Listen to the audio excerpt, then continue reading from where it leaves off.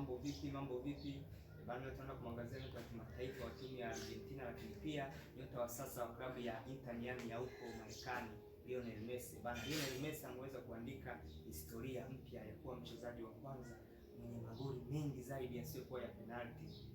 Tunajua kabisa Cristiano Ronaldo ni mchezaji mwenye magoli mengi duniani, lakini tukitoa yale magoli yanayofunga kwa penalti, basi Lionel Messi ndiye anakuwa mchezaji wa kwanza mwenye magoli mengi yasiyokuwa ya penalti, ambapo Lionel Messi ana magoli 773 yasiyokuwa ya penalti na Cristiano Ronaldo ana magoli 767 yasiyokuwa ya penalti. Kwa hiyo Lionel Messi anampita Cristiano Ronaldo kwa magoli 6 yasiyokuwa ya penalti.